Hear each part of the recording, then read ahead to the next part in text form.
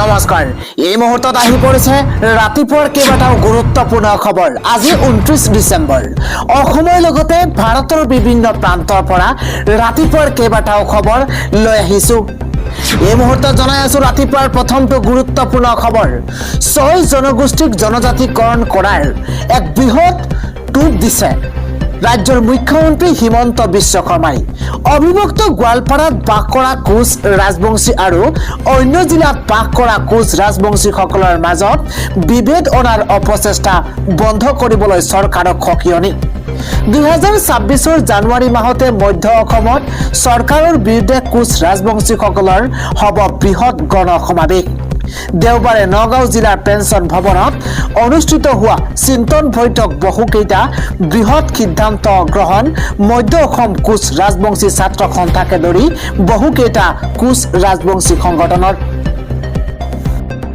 পৰৱৰ্তী খবৰ মুখ্যমন্ত্ৰী হিমন্ত বিশ্ব শৰ্মাই আফলা কথা কয় আজান শংকৰ আজানৰ দেশ বাক্যটো এটা সম্প্ৰীতিৰ শ্লোগান এগৰাকী কট্টৰ হিন্দুত্ববাদী নেতাৰ পৰা বিশেষ আশা কৰিব নোৱাৰি মুখ্যমন্ত্ৰীৰ বিৰুদ্ধে এইদৰে খৰব হৈ পৰিছে বিশিষ্ট বুদ্ধিজীৱী ডক্টৰ হীৰেন গোহাঁই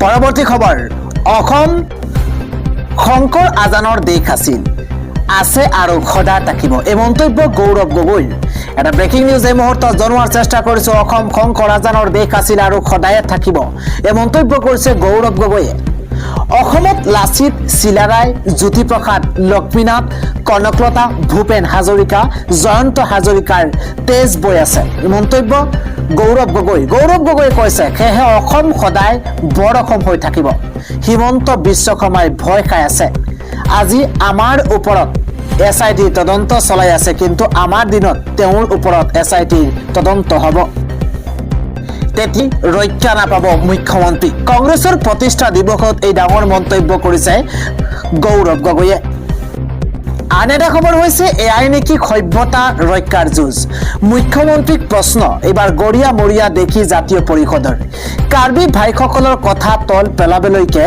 আজান ফকীৰ আৰু বাক হাজৰিকাক লৈ বিভ্ৰান্তিকৰ মন্তব্য কৰিছে ৰাজ্যৰ মুখ্যমন্ত্ৰী হিমন্ত বিশ্ব শৰ্মাই উজনি নামনি আৰু মধ্য অসমত তিনিটা কথা কয় মুখ্যমন্ত্ৰী এইদৰে মন্তব্য মুখ্যমন্ত্ৰীক প্ৰশ্ন উত্থাপন কৰিছে গৰিয়া মৰিয়া দেখি জাতীয় পৰিষদে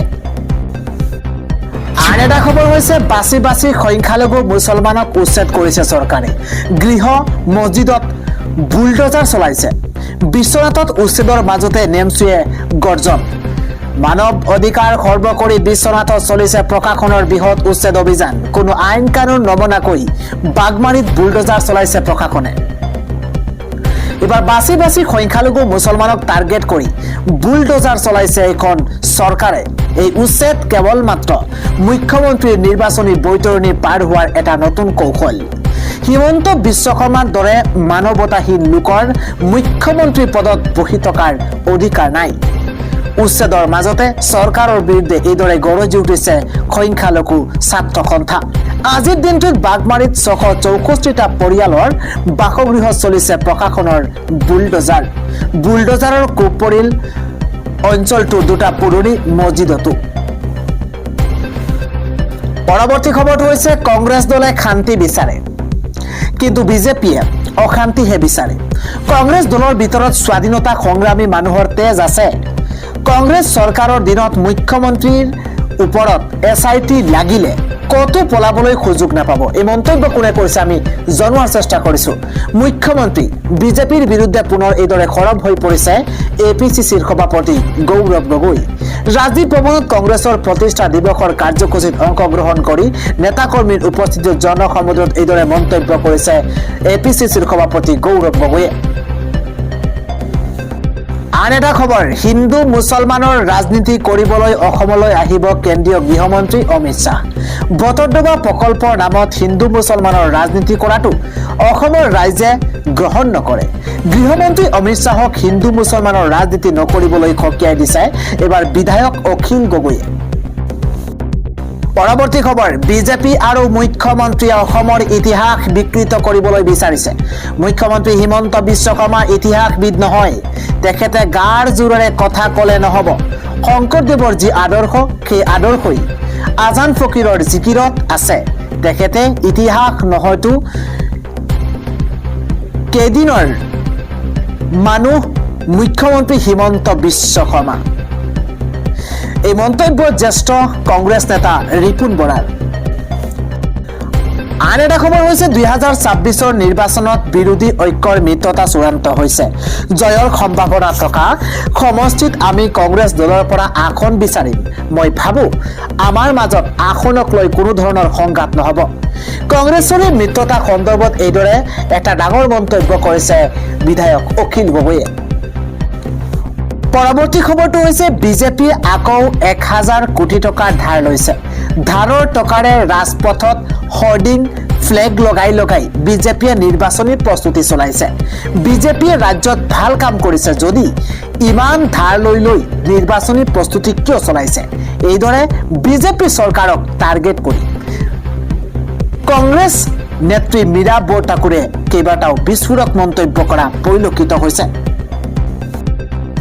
আন এটা খবৰ হৈছে টিকটৰ নামত কংগ্ৰেছৰ ভিতৰত চলিছে কোটি টকাৰ বেহা এটা সমষ্টিতে 10 কোটি টকালৈ দৰ দাম উঠিছে এটা টিকটৰ সংখ্যালঘু সমষ্টিত কংগ্ৰেছে কোটি কোটি টকা উঠাইছে কংগ্ৰেছৰ টিকট বিতৰণক লৈ এইদৰে মহাবিস্ফোৰণ ঘটাইছে এইবাৰ কমলাক্যদে পুৰকায়স্থই আন এটা খবৰ হৈছে ভোটাৰ তালিকাৰ পৰা বাদ পৰিল এপিচিচিৰ প্ৰাক্তন সভাপতি ভূপেন বৰাৰ নাম পত্নী আৰু পুত্ৰৰ নামো বাদ পৰিল ভোটাৰ তালিকাৰ পৰা সমষ্টিৰ পুনৰ নিৰ্ধাৰণৰ পাছত ভোটাৰ তালিকাত নাম আছিল প্ৰাক্তন এপিচিচিৰ সভাপতি ভূপেন বৰাৰ নাম এতিয়া ভোটাৰ তালিকাৰ পৰা বাদ পৰিল এপিচিচিৰ প্ৰাক্তন সভাপতি ভূপেন বৰাৰ নামো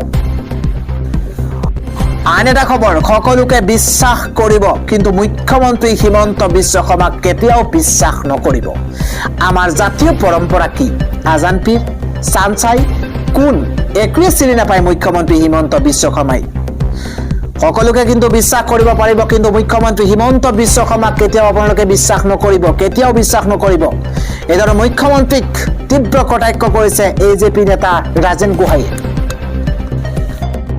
আন এটা খবৰ অসমীয়া জাতিৰ এটা অবিচ্ছেদ্য অংগ মুছলমানসকল মুখ্যমন্ত্ৰীয়ে নাজানে অসমৰ ইতিহাস শংকৰ মাধৱ আজান গুৰুজনাৰ এইখন বৰ অসম আজান পীৰ চাহাবক তুচ্ছ তাচ্ছিল্য কৰিছে মুখ্যমন্ত্ৰী হিমন্ত বিশ্ব শৰ্মাই সমন্বয় নহয় বৰ্তমানৰ মুখ্যমন্ত্ৰীৰহে প্ৰৰোচনাত দুৰ্বল হ'ব অসমখন এখন অস্তিত্বহীন অসম গঢ়িবলৈ আপ্ৰাণ চেষ্টা কৰিছে মুখ্যমন্ত্ৰী হিমন্ত বিশ্ব শৰ্মাই এইজন মুখ্যমন্ত্ৰীয়ে অসমখন শক্তিশালী কৰাৰ চেষ্টা কৰা নাই হিন্দীভাষী লবি নাগপুৰৰ ওচৰত অসমবাসীক ধ্বংস কৰাৰ ষড়যন্ত্ৰহে ৰচনা কৰিছে হিমন্ত বিশ্ব শৰ্মাই অসমীয়া জাতিটোত থান বান কৰাৰ চেষ্টা কৰিব আজান পীৰ চাহাবক লৈ মুখ্যমন্ত্ৰীয়ে কৰা মন্তব্যক আমি নিন্দা কৰিছো তেওঁ অসমৰ ইতিহাস জানে নাই সন্দেহ আছে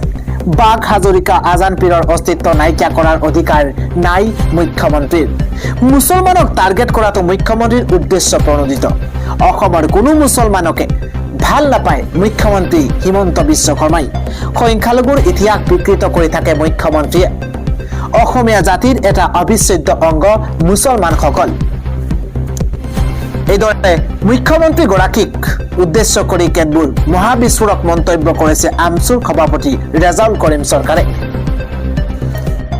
আগবঢ়াইছো পৰৱৰ্তী খবৰ জুবিনবিহীন নৱবৰ্ষৰ কঢ়িয়াইছে এইবাৰ বিষাদ উদযাপনৰ পৰিৱৰ্তে দেওবাৰৰ দিনটো সোণাপুৰৰ জুবিন ক্ষেত্ৰত পানৰ শিল্পীগৰাকীৰ কাষত পাৰ কৰিছে একাংশ অনুৰাগীয়ে ন্যায় বিচাৰি আজিও অনুৰাগীয়ে সোণাপুৰৰ জুবিন ক্ষেত্ৰত উচুপি কান্দি উঠা পৰিলক্ষিত হৈছে পৰৱৰ্তী খবৰ ভট্টদ্ৰৱাৰ নৱনিৰ্মিত প্ৰকল্পৰ গুৰু আসনৰ শীৰ্ষ উচ্চতালৈ গৈ প্ৰকল্প ক্ষেত্ৰ পৰিদৰ্শন কৰিব কেন্দ্ৰীয় গৃহমন্ত্ৰী অমিত শ্বাহে ফেব্ৰুৱাৰী মাহতে ৰাইজৰ বাবে মুকলি হ'ব নতুন প্ৰকল্প ক্ষেত্ৰ আজি ভট্টদ্ৰৱাৰ নতুন প্ৰকল্পত কি পৰিদৰ্শন কৰিব গৃহমন্ত্ৰী অমিত শ্বাহে মুখ্যমন্ত্ৰী হিমন্ত বিশ্ব শৰ্মাই এই মন্তব্য কৰিছে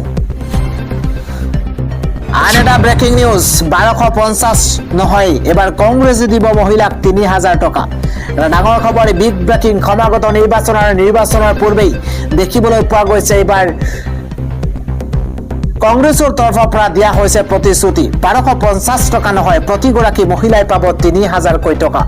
কংগ্ৰেছ চৰকাৰ আহিলেই মহিলাক 3000 টকা দিয়াৰ ঘোষণা কংগ্ৰেছৰ। 2026 গৌৰৱ গগৈ নেতৃত্বত কংগ্ৰেছে গঠন কৰিব চৰকাৰ। 26 নিৰ্বাচনৰ পূৰ্বে মহিলাক প্ৰলোভন এইবাৰ কংগ্ৰেছৰ। মিয়া ভাষাতে ভাষণ দি মন্তব্য বিধায়ক নুৰুল হুদাৰ। 1250 টকা নহয়, প্ৰতিগৰাকী মহিলাই পাব 3000কৈ টকা। কংগ্ৰেছ চৰকাৰ আহিলেই মহিলাক 3000 টকা দিয়াৰ ঘোষণা।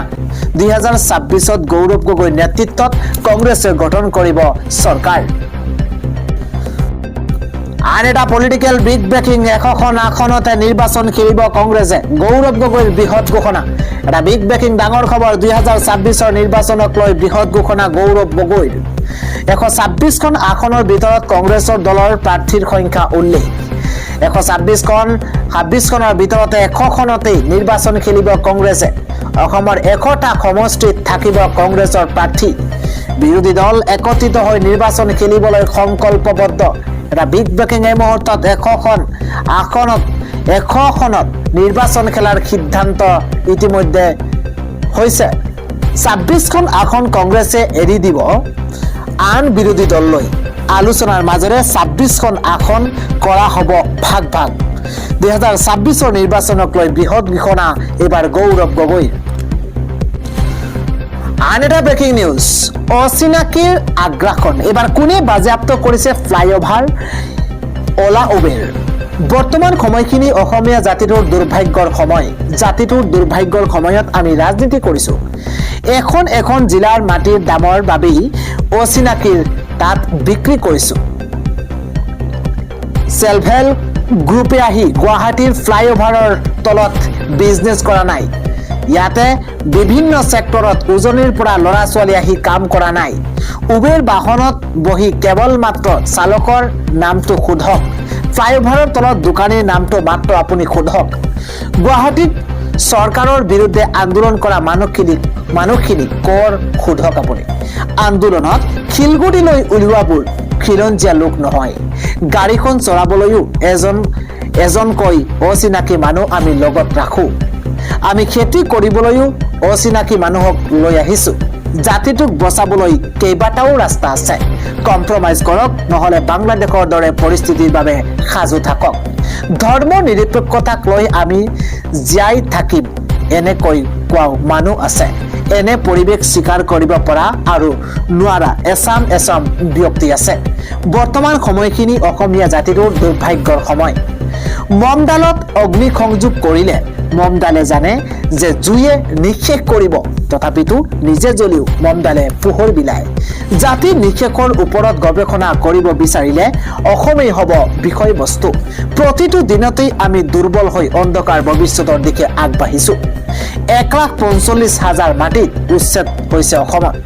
অচিনাকিৰ প্ৰসংগলৈ এইদৰে উদাত্ত ভাষণ দিছে ৰাজ্যৰ মুখ্যমন্ত্ৰী হিমন্ত বিশ্ব শৰ্মাই। পৰৱৰ্তী খবৰ হৈছে, আজি হাজাৰ মুছলমানে কঁপাব দিল্লী। মুছলিম ছাত্ৰ সন্থাৰ অসমত হুংকাৰ। উচ্ছেদ কৰক, আপত্তি নাই, কিন্তু প্ৰকৃত ভাৰতীয় নাগৰিকক সংস্থাপন দিয়ক। এটা বিগ ব্ৰেকিং। অন্যায়, অত্যাচাৰ, বেআইনী উচ্ছেদক জনবিৰোধীৰ কামৰ বিৰুদ্ধে প্ৰতিবাদ। যিসকল উচ্ছেদ কৰিব বিচাৰিছে সেইসকল ভাৰতীয় ভূমিহীন নাগৰিক। প্ৰথমতে তেওঁলোকক ভূমিৰ আবণ্টন দিয়ক আৰু তাৰ পাছতে উচ্ছেদ কৰক। সংস্থাপনৰ ব্যৱস্থা নকৰাকৈ উচ্ছেদ বন্ধ ৰাখিব লাগিব। আজি ভাৰতৰ ৰাষ্ট্ৰপতি আৰু প্ৰধানমন্ত্ৰীক স্মাৰক পত্ৰ প্ৰদান কৰক। কেইটামান ঘণ্টাৰ পাছতে দিল্লী কঁপাব হাজাৰ মুছলমানে। কেইবা দফীয়া দাবীৰে প্ৰতিবাদত দিল্লী কঁপাব। উচ্ছেদ, বেআইনীভাৱে ভাৰতীয় নাগৰিকক হাৰাশাস্তিৰ বিৰুদ্ধে প্ৰতিবাদ। ৰাজনৈতিক বৈতৰণি পাৰ হ'বলৈ ইছ্যু নাই বাবে অত্যাচাৰ কৰিছে মুছলমানক। উচ্ছেদ কৰক, আপত্তি নাই, কিন্তু প্ৰকৃত ভাৰতীয় নাগৰিকক সংস্থাপন দিয়ক। আন এটা ব্ৰেকিং নিউজ। ভাৰতত প্ৰৱেশ এইবাৰ বাংলাদেশৰ ছাত্ৰ নেতা উছমান হাদিৰ হত্যাকাৰী। এটা ডাঙৰ খবৰ। উছমান হাদিৰ মৃত্যুক লৈ অশান্ত হোৱা বাংলাদেশৰ পৰা আহিছে ডাঙৰ খবৰ। এটা বিগ ব্ৰেকিং এই মুহূৰ্তত উছমান হাদিৰ মৃত্যুক লৈ অশান্ত হোৱা বাংলাদেশৰ পৰা আহিছে ডাঙৰ খবৰ। বাংলাদেশৰ ছাত্ৰ নেতা উছমান হাদিৰ হত্যাকাৰীৰ প্ৰৱেশ এবাৰ ভাৰতত। মেঘালয়ৰ ৰাস্তাৰে 2 হত্যাকাৰী ভাৰতত প্ৰৱেশৰ সন্দেহ। 2 অভিযুক্তক সহায় কৰা 2গৰাকীক আটক কৰিছে আৰক্ষীয়ে। এটা বিগ ব্ৰেকিং অভিযুক্ত ফয়জল কৰিম মাছুদ আৰু আলমগীৰ শেখৰ প্ৰৱেশ ভাৰতত। 2 অভিযুক্ত বাংলাদেশলৈ প্ৰত্যাৰ্পণৰ বাবে ভাৰতৰ সৈতে যোগাযোগ। ইতিমধ্যে দোষীক ৰেহাই নিদিয়াৰ হুংকাৰ বাংলাদেশ আৰক্ষীৰ। উছমান হাদিৰ নেতৃত্বত হোৱা আন্দোলনে পতন ঘটাইছিল হাছিনা চৰকাৰৰ। উছমান হাদিৰ মৃত্যুক লৈ অশান্ত হোৱা বাংলাদেশৰ পৰা আহিছে ডাঙৰ খবৰ। আন এটা খবৰ হৈছে অখিল গগৈ লুৰিণজ্যোতি গগৈয়ে বিধানসভাৰ সদস্য হ'বলৈ কংগ্ৰেছৰ বৃত্ত হৈছে। কোনো আদৰ্শ নাই। 860 জন তেজাল যুৱকক শেষ কৰা কংগ্ৰেছৰ ওচৰত অখিল গগৈ লুৰিণজ্যোতি গগৈয়ে নট জানো হৈছে। আমি ৰাইজৰ লগত থাকো, বিৰোধী লিলি হোটেলত থাকে, পাৰ্থক্য এয়াই। বিৰোধীক এইদৰে তুলাধনা দিছে কেন্দ্ৰীয় ৰাজ্যমন্ত্ৰী পবিত্ৰ মাৰ্ঘেৰিটাই। পৰৱৰ্তী খবৰটো হৈছে জেলৰ পৰা ওলাই আহিব নেকি শ্যামকানু মহন্ত, সিদ্ধাৰ্থ কমা, শেখৰজ্যোতি গোস্বামী, সন্দীপন অমৃতপ্ৰভা। জুবিন গাৰ্গে ন্যায় পাবনে? মুকলি আকাশৰ তললৈ ওলাই আহিব নেকি সন্দীপন অমৃতপ্ৰভা? জুবিন গাৰ্গৰ ন্যায় কেতিয়া? জুবিন গাৰ্গে কেতিয়া ন্যায় পাব? জুবিন গাৰ্গৰ মৃত্যুৰ ঘটনা 3 মাহ সম্পূৰ্ণ হৈ গ'ল। জুবিন গাৰ্গৰ ন্যায়ৰ অপেক্ষাত এতিয়া ৰাজ্যবাসী। জুবিন গাৰ্গৰ ন্যায়ক লৈ দুমোজাত এতিয়া জনতা। একাংশই কৈছে যে জুবিন গাৰ্গে ন্যায় নাপায়। SITৰ চাৰ্জশ্বিটক ক্লিন চিট আখ্যা একাংশৰ। জুবিন গাৰ্গৰ হত্যাৰে অভিযুক্ত ওলাই আহিব জেলৰ পৰা। শ্যামকানু মহন্ত, সিদ্ধাৰ্থ কমা, শেখৰজ্যোতি গোস্বামী, সন্দীপন গাৰ্গ, অমৃতপ্ৰভা বাচি যাব। কিন্তু একাংশৰ মতে জুবিন গাৰ্গে ন্যায় পাব। জুবিনৰ হত্যাকাৰীয়ে কঠোৰ শাস্তি পাব। আপুনি কি ভাবে? আপোনাৰ মতামত আমাৰ কমেন্ট সেকশনত আপুনি জনাওক।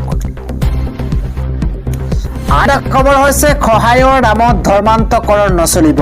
খ্ৰীষ্টানসকলক এবাৰ সকিয়নি সাংসদ দিলীপ শইকীয়াৰ। নলবাৰীত শেহতীয়াকৈ সংগঠিত বজৰং দলৰ উদ্ভণ্ডালিৰ অভিযোগ সন্দৰ্ভত সাংবাদিকে সোধা প্ৰশ্নৰ উত্তৰ দি দিলীপ শইকীয়াই দলটোৰ সমৰ্থনত কয় যে বজৰংগীসকলে দেশৰ কাৰণে জীৱন দিব পাৰে। ৰাজ্যিক বিজেপিৰ সভাপতি তথা সাংসদ দিলীপ শইকীয়াই কালি নলবাৰীত বজৰং দলৰ সমৰ্থনত এক তাৎপৰ্যপূৰ্ণ মন্তব্য আগবঢ়াইছে। নলবাৰীৰ বৰক্ষেত্ৰী সমষ্টিৰ অন্তৰ্গত নিজৰ বুথত আয়োজিত প্ৰধানমন্ত্ৰীৰ মন কী বাত অনুষ্ঠানত অংশগ্ৰহণ কৰি সংবাদ মাধ্যমৰ আগত তেওঁ কেইবাটাও গুৰুত্বপূৰ্ণ বিষয়ত প্ৰতিক্ৰিয়া ব্যক্ত কৰিছে। নলবাৰীত শেহতীয়াকৈ সংগঠিত বজৰং দলৰ উদ্ভণ্ডালিৰ অভিযোগ সন্দৰ্ভত সাংবাদিকে সোধা প্ৰশ্নৰ উত্তৰ দি শইকীয়াই দলটোৰ সমৰ্থনত কয় যে বজৰংগীসকলে দেশৰ কাৰণে জীৱন দিব পাৰে। ৰাষ্ট্ৰৰ হকে কাম কৰি আছে বজৰং দলে। ইয়াৰ লগতে তেওঁ নিজে বজৰং দলৰ সৈতে জড়িত বুলিও স্পষ্টকৈ কয়। ধৰ্মীয় অধিকাৰ সন্দৰ্ভত মন্তব্য কৰি সাংসদগৰাকীয়ে কয় যে ভাৰতৰ সংবিধানে প্ৰতিগৰাকী নাগৰিককে ধৰ্মীয় উৎসৱ পালনৰ অধিকাৰ দিছে যদিও ইয়াৰ সুযোগ লৈ চলা ধৰ্মান্তকৰণৰ সহ্য কৰা নহ'ব। তেওঁ অভিযোগ কৰে যে খ্ৰীষ্টান ধৰ্মীয় একাংশ দুখীয়াক সহায় কৰাৰ নামত মানুহৰ ধৰ্মৰ পৰিৱৰ্তন কৰা কাৰ্য বন্ধ কৰিব লাগে। লগতে তেওঁ হিন্দুসকলক কোনো প্ৰলোভনত ভুল নগৈ নিজৰ সনাতনী ধৰ্ম এৰি আন ধৰ্ম গ্ৰহণ নকৰিবলৈ আহ্বান জনাইছে। মিত্ৰজোঁটৰ সন্দৰ্ভত দিলীপ শইকীয়াই কয় যে অসম গণ পৰিষদ বিজেপিৰ অত্যন্ত বিশ্বস্ত সহযোগী দল। আগন্তুক সময়তো মিত্ৰতা অটুট থাকিব আৰু আসন বুজাবুজিৰ ক্ষেত্ৰত কোনো ধৰণৰ অসুবিধা নহয় বুলি তেওঁ দৃঢ়তাৰে মত প্ৰকাশ কৰিছে। পৰৱৰ্তী খবৰ, আগন্তুক সময়ত সলনি হ'ব পাৰে বাংলাদেশৰ ৰাজনৈতিক দৃশ্যপট।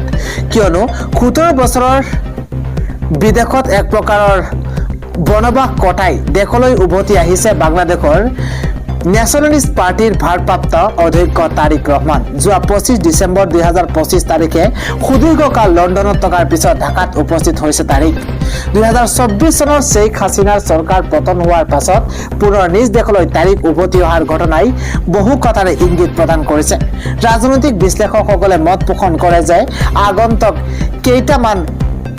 কেইটা মাহৰ ভিতৰতে বাংলাদেশত বৃহৎ ৰাজনৈতিক পৰিৱৰ্তন আহিলেও আচৰিত হ'বলগীয়া একো নাই ঢাকাত তাৰিক ৰহমানৰ উপস্থিত হোৱাৰ পাছতে 60 বছৰীয়া নেতাগৰাকী বিএনপিৰ জ্যেষ্ঠ নেতাই আদৰণি জনাইছে কটকটীয়া নিৰাপত্তা বেষ্টনীৰ মাজত অনুষ্ঠিত হৈছিল এই অনুষ্ঠান প্ৰশাসনে সমগ্ৰ ঢাকাত আৰক্ষী ৰেপিড একশন বেটেলিয়নৰ ইউনিট সামৰিক বাহিনী আৰু সাধাৰণ কাপোৰ পিন্ধা চোৰাংচোৱাৰ এক বৃহৎ দল মোতায়েন কৰিছিল উক্ত দিনটোত বিশাল জনসভা সম্বোধন কৰি তাৰিখে কয় যে প্ৰিয় ভাই ভনীসকল মাৰ্টিন লুথাৰ কিং জুনিয়ৰৰ এটা বিখ্যাত শাৰী আছিল মোৰ এটা সপোন আছে আজি বাংলাদেশৰ মাটিত থিয় হৈ আপোনালোক সকলোৰে আগত বিএনপিৰ সদস্য হিচাপে ক'ব বিচাৰিছো যে মোৰ এটা পৰিকল্পনা আছে মোৰ দেশৰ জনসাধাৰণৰ বাবে মোৰ দেশৰ বাবে এই পৰিকল্পনা